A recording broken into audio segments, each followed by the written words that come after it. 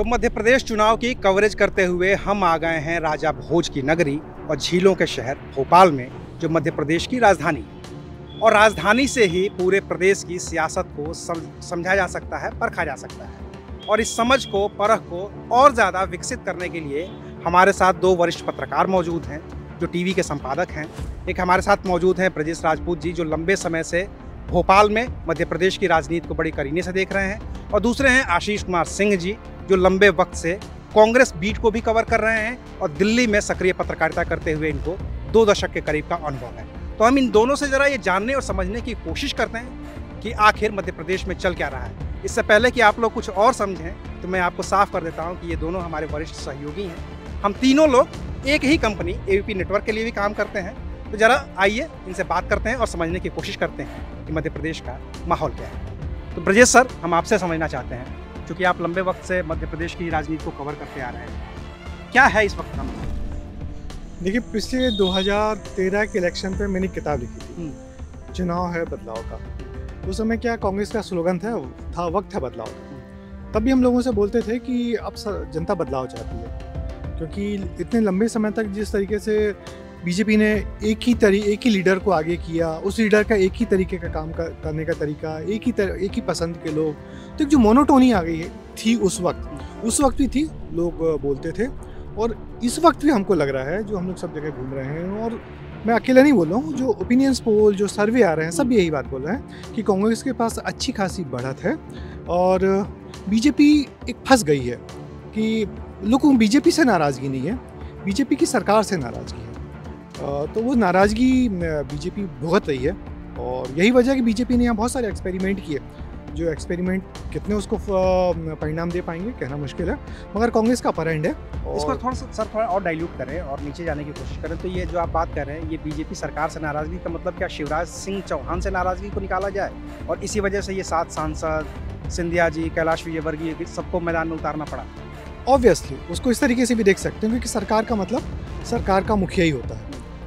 क्योंकि जिस तरीके से अभी सरकारें चल रही हैं ना, कि सरकार मतलब केंद्र सरकार मतलब से पीएम, कोई मंत्री का नाम आपको ही नहीं मालूम होगा, हमको ही नहीं मालूम होगा, गृह मंत्री के अलावा जैसे यहाँ पे लोगों को ना फोटो आती किसी मंत्री के, ना उनका नाम हम लोगों को मालूम होता, ना उनके कुछ काम होते हैं। तो वही हाल है यहाँ भी, सिर्फ सीएम। आप भोपाल की सारी गलियों में निकल जाइए तो हम लोग कहते हैं विजुअल पॉल्यूशन होता है ना, कई तरीके का पॉल्यूशन, एक विजुअल पॉल्यूशन होता है कि हर जगह एक ही आदमी की फोटो, एक ही आदमी के चेहरे, एक ही आदमी का तरीका, तो जनता ऊब गई है। अच्छा, दूसरी बात यह है कि हम तो मध्य प्रदेश में पिछले 20 सालों से हैं, और मध्य प्रदेश में जो बदलाव आने चाहिए, तो मध्य प्रदेश में वैसे बदलाव है नहीं।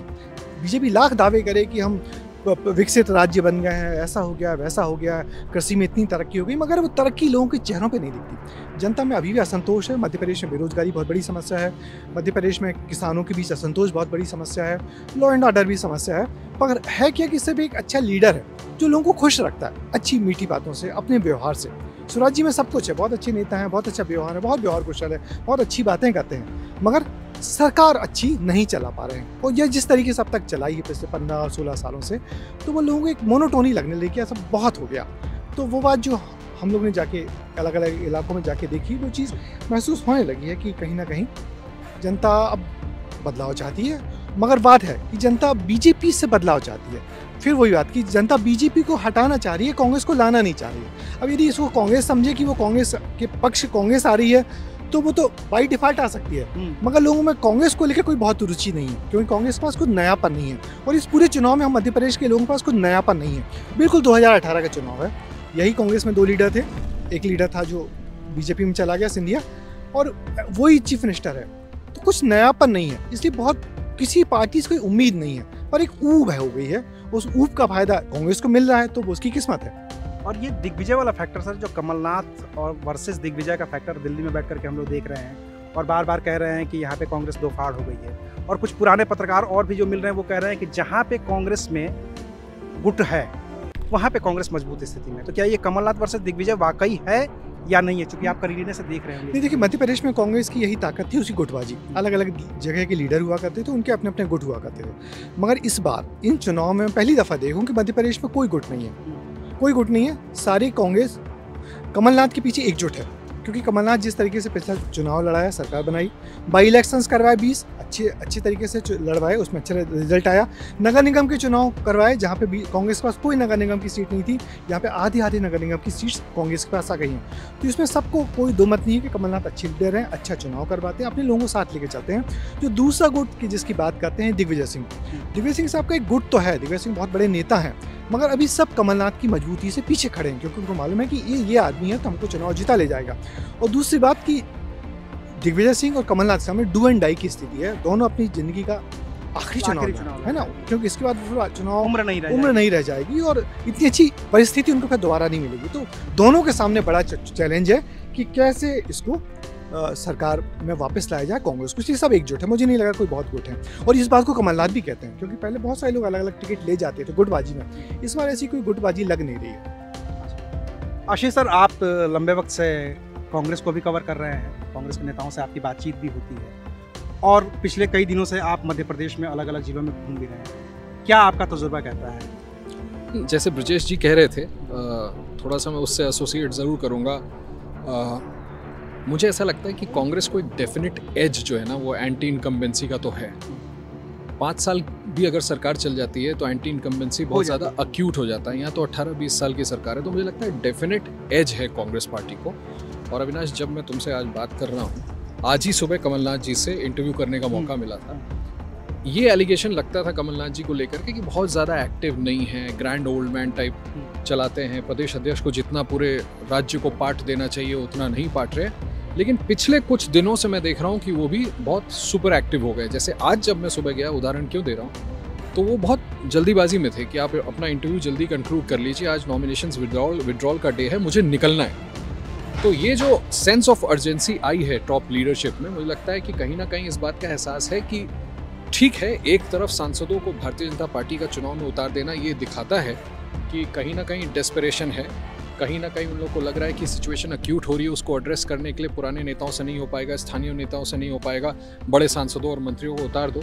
लेकिन वो दूसरी तरफ ये भी दिखाता है कि किस जोर शोर के साथ, किस पूरे दमखम के साथ बीजेपी लड़ना चाहती है। बीजेपी इस कोशिश में है कि किसी तरह से अपनी सरकार बचा लें। ऐसे में बहुत ज़रूरी था कि कमलनाथ दोबारा से सक्रिय हो जाएं।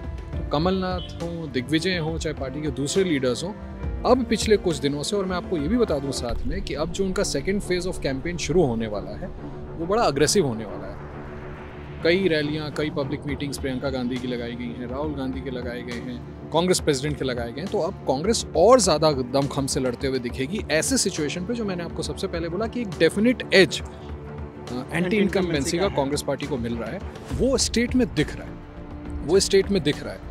बट एक कैविएट में ज़रूर लगाना चाहूँगा कि बीजेपी को कम मत आंक के चलिए। बार बार अमित शाह का यहाँ आना, बार बार प्रधानमंत्री का यहाँ आना सेंस ऑफ अर्जेंसी दिखाता है, और एक मुझे लगता है कि क्लेवर स्ट्रैटेजी कि भाई अगर एंटी इनकम्बेंसी इतनी अक्यूट है तो कम से कम दमखम से लड़ो, यू नेवर नो कहाँ पर क्या गुंजाइश बन जाए। क्योंकि आपने दिल्ली की भी पत्रकारिता बहुत लंबे समय से की है, दिल्ली में ही आप पत्रकारिता करते हैं। ये जो कमलनाथ जी केंद्र की राजनीति करते थे और दिग्विजय सिंह जी जो प्रदेश की राजनीति करते थे, 10 साल तक वो मुख्यमंत्री भी रहे, ये जो 2018 वाला मूव था कि कमलनाथ को केंद्र से वापस ले आया जाए, प्रदेश की राजनीति में सक्रिय किया जाए और दिग्विजय सिंह को दूसरी जिम्मेदारी दी जाए संगठन की, क्योंकि उनकी पकड़ अपने अपने इलाके में है, हर गांव में उनके 4 लोग हैं जिनको वो नाम से जानते हैं। इसको आप कैसे देखते हैं कि क्यों केंद्र से वापस बुलाना पड़ा था? नहीं, मुझे लगता है ये सिंपलिस्टिक असेसमेंट है। ब्रजेश जी ज़्यादा बेटर लाइट डालेंगे। केंद्र में थे कमलनाथ जी, लेकिन उनका दिल मध्य प्रदेश में था। मैं तो जब से ऑब्जर्व कर रहा हूँ तब से मुझे ये पता है कि जिस भी टॉप लीडरशिप के पास वो जाते थे, उनसे कहते थे मुझे मध्य प्रदेश वापस भेज दो। अभी भी कांग्रेस अध्यक्ष बनाने के लिए उनको जब ऑफर दिया गया मिसेस गांधी की तरफ से, ये भी आपको पता ही होगा, तो भी उन्होंने बोला कि नहीं, मुझे मध्य प्रदेश जाना है। देखिए, दिग्विजय सिंह ने ना बड़ा स्ट्रैटेजिकली कमलनाथ को सपोर्ट किया। ये बात किसी से नहीं छुपी है कि दिग्विजय सिंह, जैसे आप अभी ब्रजेश जी से बात कर रहे थे कि दिग्विजय जी और कमलनाथ जी दोनों अपने जीवन काल का आखिरी पारी शायद खेल रहे हैं, तो उनको भी अपने बेटे का भविष्य देखना है। ये सभी को पता है कि जयवर्धन बड़े काबिल आदमी हैं, बहुत अच्छे नेता हैं, हाँ, लेकिन कहीं ना कहीं तो कोई पैटर्नशिप चाहिए होती है ना। तो मुझे लगता है कि दिग्विजय सिंह भी इस बात को समझते हैं और वो चाहते हैं कि कमलनाथ एक स्टालवर्ट हैं पार्टी के, उनके चेहरे पे चुनाव जीता जा सकता है।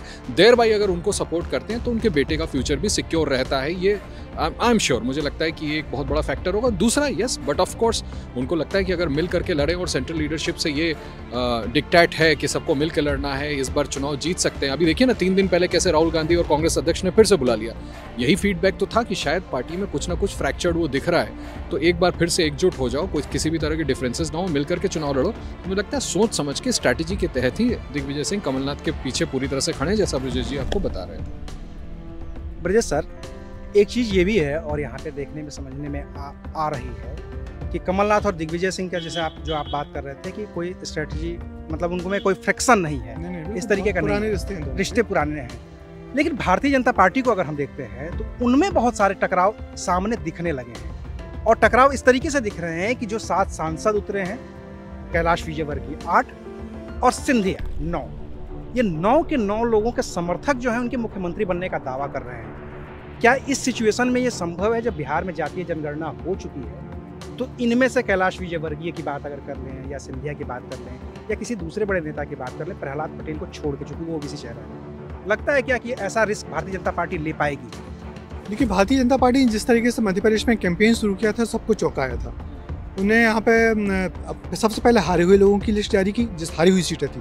लोग चौंक गए कि अरे क्या इतनी जल्दी सीट्स आ गई, चुनाव डिक्लेयर नहीं हो उसके पहले यहाँ सूची आ गई थी, पहली सूची आ गई थी। हम सब चौंक गए कि ये क्या हो गया, पर अब भूल गए ये तो हारी हुई सीटें हैं। हारी हुई सीटें पे उन्होंने अपने कद्दावर नेताओं को उतार दिया। फिर दूसरी सूची आई, उसमें कुछ बड़े लोगों को उतारा। तो लगा कि यहाँ कुछ बीजेपी कुछ नया गेम करने वाली है, चाहे वो गुजरात मॉडल का चुनाव हो, जहाँ पे सारे मंत्रियों के टिकट काट दिए जाएं, मुख्यमंत्री को हटा दिए जाएं। तो कुछ ऐसा सोचा। अच्छा, ये अनिश्चय की स्थिति हम लोगों के मन में नहीं थी, मुख्यमंत्री शिवराज सिंह के मन में भी थी। मुख्यमंत्री शिवराज सिंह सभाओं में बोलने लगे थे कि चुनाव लड़ूं कि ना लड़ूं, चुनाव लड़ूं कि नहीं लड़ूं, चला जाऊंगा तो बहनों बहुत याद आऊंगा। तो ये लग रहा था कि शिवराज जी के मन में कहीं ना कहीं है कि इस बार उनको आलाकमान साइडलाइन करके गुजरात मॉडल के तर्ज पे यहाँ चुनाव लड़ेगा। उससे होता क्या, आधी एंटी इनकम्बेंसी खत्म हो जाती कि लोग विधायक और मंत्रियों के खिलाफ ज़्यादा मुखर होकर बोलने लगे हैं अब। तो ऐसा कुछ सोचा था, मगर शिवराज चूंकि यहाँ के बड़े नेता हैं, ओबीसी लीडर हैं, 15 साल से सरकार चला रहे हैं, तो जिस तरीके से उन्होंने अपना एक्ट करना शुरू किया, इसलिए उनको लगा कि मेरे पास खोने को कुछ नहीं है, जो है आखिरी पारी खेल लो, आलाकमान की जो करना हो करो। तो फिर वो जिस तरीके से ऐसा बिहेव करना शुरू किया, तो आला कमान को डर लगा। आला कमान को लगा कि हम एक बड़े नेता के साथ साथ उसके बहुत बड़े वोट बैंक को खो देंगे। तो उन्होंने फिर जो तीसरी सूची आई, तीसरी सूची में पूरी शिवराज जी की मन की हो गई। उन्होंने अपने सारे मंत्रियों को टिकट दिलवाया, वो खुद उतर गए। और फिर उसके बाद जो चौथी सूची आई, उसमें तो देख के लगा कि ये बीजेपी कर क्या रही है, कुछ सोचे ही नहीं। सारे पुराने बुजुर्ग 80 साल के 2 नेताओं को, उमा भारती के ज़माने के मंत्रियों को, सबको उतार दिया। बातें बड़ी बड़ी थी, युवा नेतृत्व आएगा, सेकंड लीडरशिप आएगी। वीडी शर्मा को बनाने का मतलब ये था कि नई पीढ़ी आ रही है, मगर नई पीढ़ी से बात जोती रह गई और आए चुनाव लड़ने वही बूढ़े थके हारे चेहरे, जिनको देख देख के जनता ऊब गई है। तो बीजेपी बड़ी उलझन में है, करें तो करें क्या। फिर जिस तरीके से अब बीजेपी कर क्या रही है, बीजेपी वही कर रही है जो पिछले कई चुनाव में किया है। मोदी की कई सभाएं कर दी। हम मध्य प्रदेश के लोग हैं, पिछले चुनाव में होता था, लोग कहते थे जहाँ कैंडिडेट कमजोर है वहाँ शिवराज जी की 4 सभाएं का दो, जीत जाएगा। और होता था, पिछले 3-4 चुनाव में ऐसा हुआ कि शिवराज जी जो कमजोर कैंडिडेट होता था वहाँ ज़्यादा कैंप करते थे, रात रुकते थे, वो आदमी जीत जाता था। मगर काट की हांडी बार नहीं चढ़ती। पिछले चुनाव में ऐसा नहीं हुआ, हारी बीजेपी। तो बीजेपी क्या करती है, बीजेपी मोदी की 4 सभाएं करवा दी, 5 सभाएं करवा दी। मगर मोदी की सभाओं का विधानसभा चुनाव में क्या असर होता है, हम लोगों ने पिछले चुनाव में देख लिया। कर्नाटक में नहीं हुआ, उसके पहले के 2-3 चुनाव में नहीं हुआ। मोदी को लोग लोकसभा के लिए चुनना चाहते हैं, यहाँ के लिए तो अपने लीडर को चुनना चाहते हैं जो उनको अपना पसंद का लीडर हो। तो बीजेपी अब सोच रही क्या करें। फिर एक उनके पास एक नया झुंझुना है, अमित शाह आते हैं, धूमधड़ाम तरीके से आते हैं, शाम को आते हैं, देर रात तक मीटिंग करते हैं, 2-2 बजे तक मीटिंग करते हैं, ये कर देंगे वो कर देंगे। मगर आखिर जाके बोल क्या रहे हैं, यहाँ आए वो सारे संभागों की बैठक ली, गुजरात कहीं बोले कि हमको सपा बसपा के लिए उनको कमजोर मजबूत करना है ना। मतलब आपको लग गया कि हम कांग्रेस से हार रहे हैं, तो इसी सपा बसपा को कांग्रेस के वोट काटे जाएं, उन लोगों को मजबूत, नाराज लोगों को बनाओ। तो नाराज लोग कैसे बनाए, उन्होंने जो जौलपुर में जाके एक नाराज नेता को धमकाया, समझाया, तो एक नेता तो मान गया, दूसरे ने इस्तीफा दे दिया। तो बस ये गिमिक्स कर सकते, मगर बीजेपी को जहाँ करना था वहाँ नहीं कर पाई। मगर मैं आशीष जी की इस बात से पूरा इत्तेफाक करता हूँ कि बीजेपी चुनाव लड़ने की बहुत सशक्त मशीनरी है, और पार्टी नहीं है, वो चुनाव लड़ने की मशीन बन गई है ना।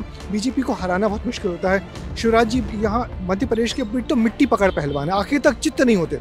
इस बार आला कमान ने सोचा था उनको चारों तरफ से चित्त कर दे, मगर वो नहीं कर पाए, कांग्रेस नहीं कर पाई। तो वो अभी ये फाइट में है। और अभी पिछले दिनों जब मेरी उनसे बात हुई, मैंने कहा आपका रोल क्या है, तो उन्होंने कहा मेरा रोल सरकार बनाने का है। मैंने उनसे पूछा कि आप का कैंपेन चल रहा है कि एमपी के मन में मोदी, मगर हम तो जहाँ घूमते हैं वहाँ एमपी के मन में शिवराज होता है। तो एमपी के मन में अभी भी शिवराज है, मोदी नहीं है। इस चीज़ को बीजेपी समझ नहीं पा रही है, या समझी तो किसी दूसरे तरीके से समझ रही है।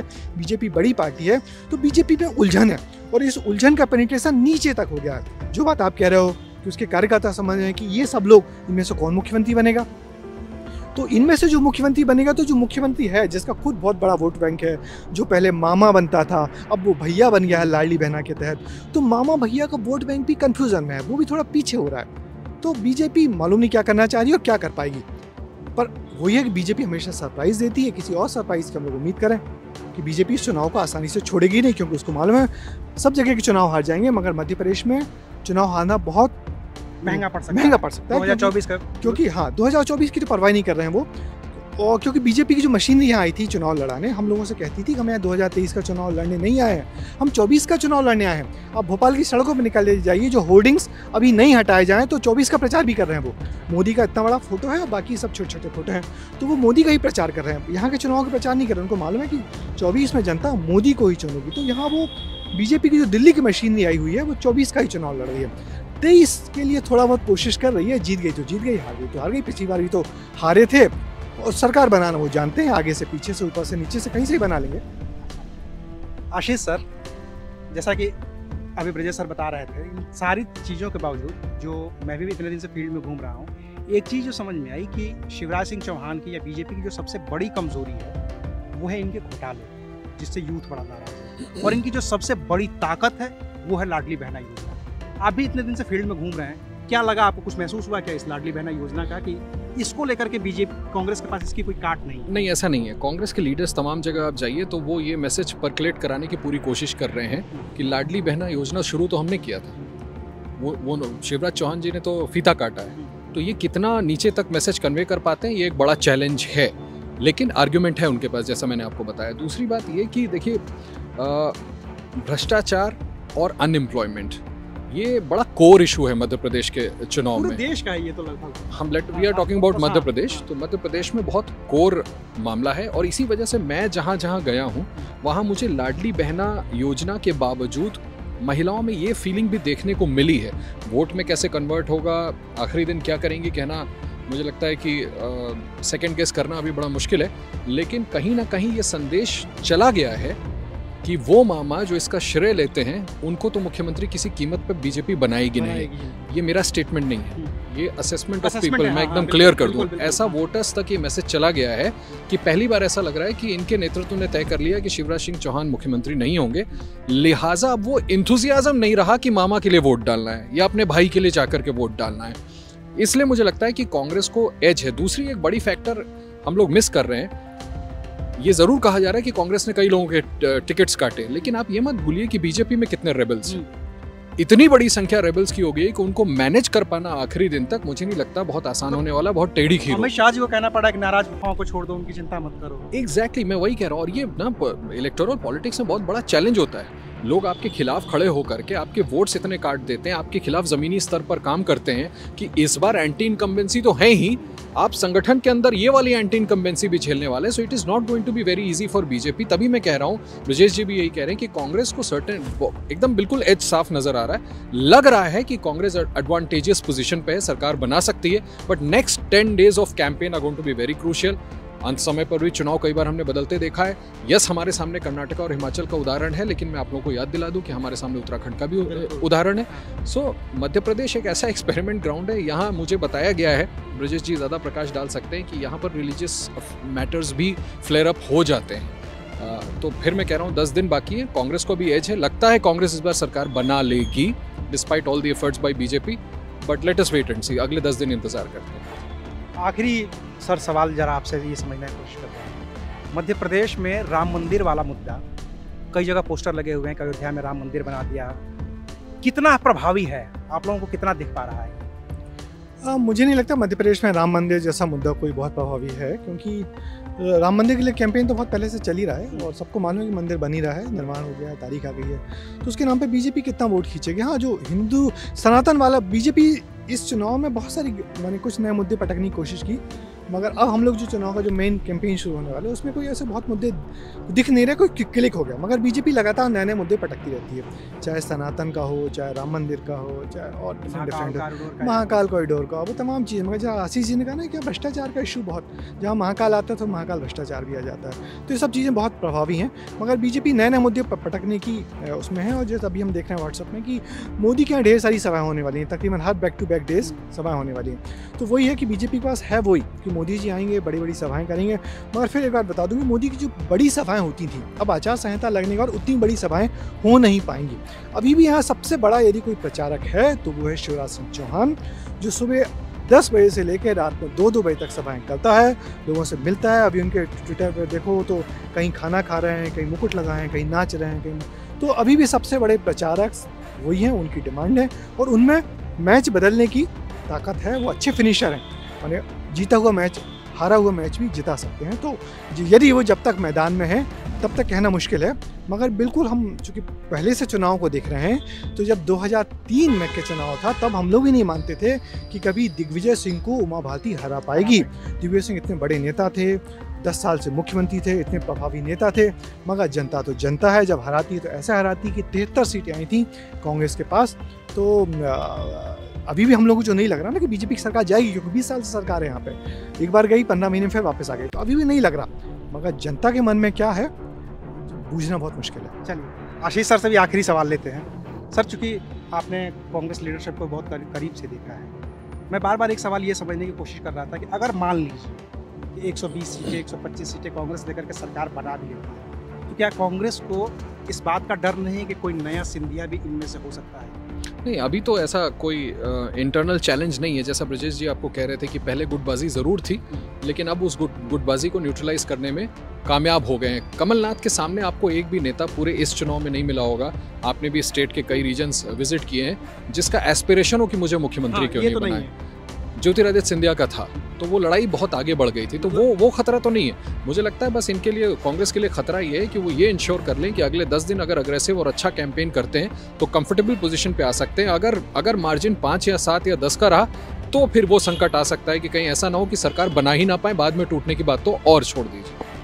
चलिए, तो हम अभी किसी निष्कर्ष पर नहीं पहुंच पा रहे हैं, और दोनों पत्रकारों से जो हम लोगों की बातचीत है वो ये है कि अगले 10 दिन बहुत क्रूशियल होने वाले हैं दोनों ही पार्टियों के चुनाव प्रचार के लिए, और अगले 10 दिन ही ये तय करेंगे कि यहाँ का चुनाव किस दिशा में जा रहा है। हालांकि आज की तारीख में जब आप ये वीडियो देख रहे होंगे तो इस वक्त दोनों ही वरिष्ठ पत्रकारों का ये मानना है कि कांग्रेस को थोड़ा सा एज तो जरूर है। शुक्रिया, आप देख रहे थे अनकट।